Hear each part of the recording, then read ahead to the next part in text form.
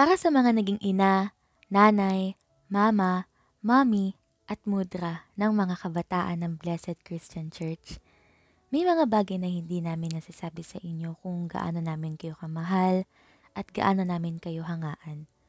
Kaya ngayon hayaan niyo po muna ang mga kabataan na sabihin kung ano ba talaga yung nasa puso namin kapag kayo ang pinag-uusapan.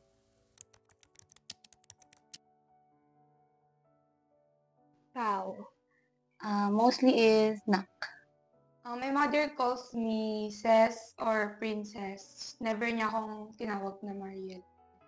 Pao. By my name and anak bunso. Nickname ko, Hiel. He usually calls me by name.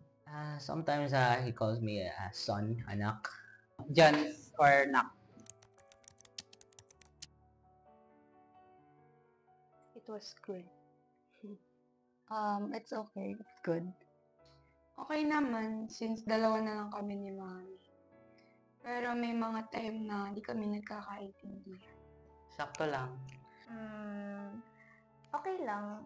Mahal niya ako, mahal ko siya. Sakto lang. Good. We're okay naman po. We're really close all the time po. Every time wala po si Papa, nandyan po si Mama po. Hindi kami showy pero we know that we care for each other. Kahit ganito na ako, 21 years old na ako pero si Mama, ganun pa rin yung care sa akin. Like hinahanap niya ako pag gabi. Pag 6 na, chat na ako. Mahilig siya magluto. Her role as our mother dito sa bahay, paglilinis, ganun. Mostly paglalaba niya. Yeah. My favorite thing about her is super supportive niya. Lahat ng sabihin ko, lahat ng needs ko, isang sabi ko lang. Ginagawa niya talaga ng paraan. Dahil sobrang masiyahin niya. Caring siya. She is a really hardworking mother. Kapag po nagkakasakit kami, lagi po siyang nandyan para mag-alaga. Yeah, she's always hardworking po. She's always taking care of us. She doesn't stop loving us po. Mama is napaka-caring. Kahit ganito na ako katanda or ganito na yung edad ko, sinasabi niya sa akin na paggabi mag-iingat ka, pag-aalis ako mag-iingat ka. Wala, lagi niya akong pinapaalalahanan na ingatan ko yung sarili ko. Mag-pamper day. My mom, favorite niya na talaga kasi kumain. So, food trip, whenever we have time na kumain, yung nag-aaya siya lagi. Ang nagpapasaya sa kanya, mga damit, ganun. Tapos, shopping, online man or sa mismo mga shop. Tapos, kapag may na-achieve kaming magkakapatid, lalo na sila kuya. Ayun, super saya nun. Yung mabuo kaming lahat ng kapamilya. Kapag yun, binabalita namin sa kanya na may mga achievements kami sa school. Achievements sa school. Whenever we're doing chores po, that gave her the opportunity to rest. Whenever I comfort her, that makes her happy.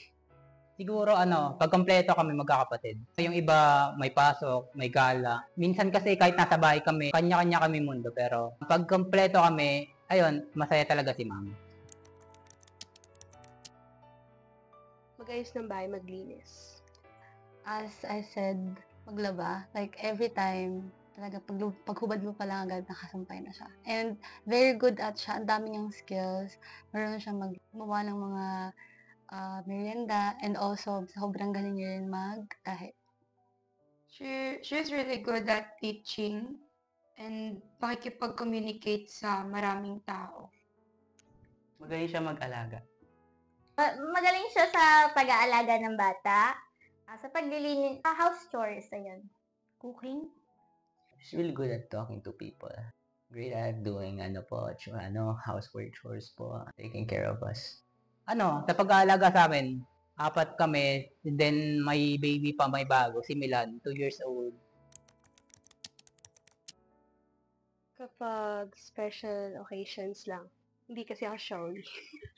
How often? I can say seldom. Or like, paminsan-minsan. And mostly through chat lang siya. Minsan lang, actually na-realize ko siya, ngayon lang, din na minsan lang ako magsabi sa kanya ng gano'n kasi ma-showy ako sa daddy ko. Bihira. All the time. Bihira. Ano po, all the time po. I always say, I love you. Hindi kami showy, pero, ako, personally, pag sa chat, nag-I love you din naman ako, kahit sa personal, pero minsan lang. I can say I'm proud of her being mother of both of my siblings. Yeah. She did her best to raise both of them.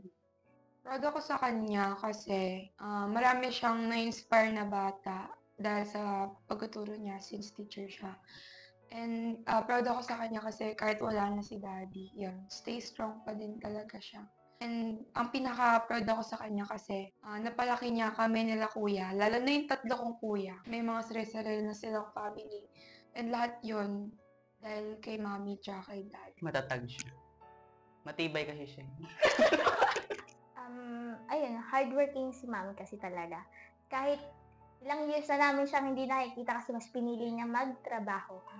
I'm really proud kasi mula pagkabata namin, nandiyan siya para mag-provide ng necessary things. Tapos, kapag may problema kami, lagi siya nakaantabay. She's always been there for us kasi every time there's problems po. Pag-aalaga namin, kasi 4 kami, tapos ni-raise niya kami mag-isa. Hindi naman mag-isa kasi dati nandito naman sila papa. Broken family kami. Pero na-raise kami ni mama, napag-aral kami ni mama na ginawa niya yung best niya para sa amin. So, ayan, love ka namin. Patuloy lang na yung health mo, ganyan. So, we love you. Wala ka man sa amin, but I'm still really proud of you for being a mom sa amin din. Kasi I know that you're always trying your best whenever you're with us. And yun lang, enjoy your day, and we love you. Hi, Mami. I'm super proud of you kahit may mga bagay tayong hindi napagkakaintindihan minsan. Ayun, stay strong lang. Mag-grow pa sana yung faith mo kay Lord. And I'm super proud of you. I love you, mami. Lagi kang mag-iingat yan. I love you. Hi, Ma. I'm really proud na maging anak mo, maging bunso mo. Thankful ako kasi ikaw yung naging nanay ko. Yun lang, mahal kita. Hi, Mama. I love you. Yan o. Thank you, Ma, sa lahat-lahat. Simula pagkabata namin, kahit may family problem sa atin dati, hindi naging rason yun para pabayaan mo kami. Salamat sa pag-iintindi sa akin.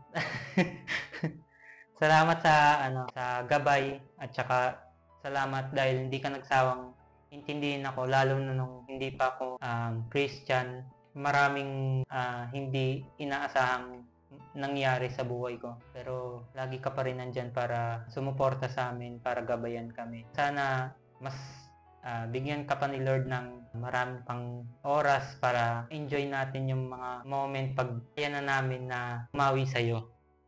Proud ako maging anak ni Josefina Sarmiento. Proud akong maging anak ni Mama Lorde Luna Pablo.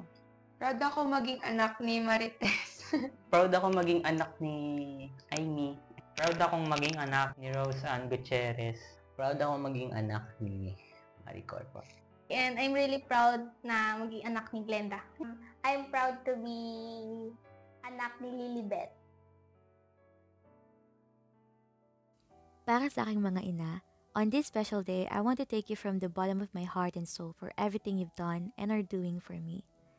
Your unconditional love and unwavering support motivate me to do well in everything I do. But more than that, your steadfast faith inspires me to be a better person.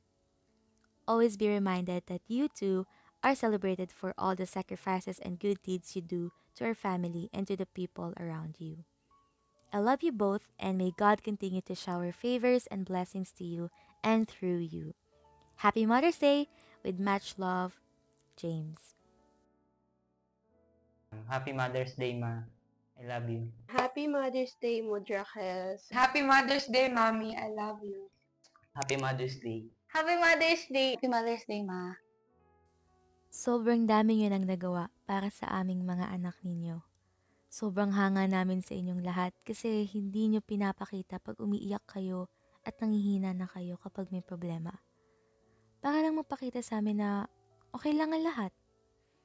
Madalang kami magsalita ng mahal namin kayo. Pero sana, lagi ninyong tatandaan na yung pagmamahal namin sa inyo, hindi nababawasan at nawawala. Mahal namin kayo mula sa aming puso. At proud kami bilang mga anak ninyo.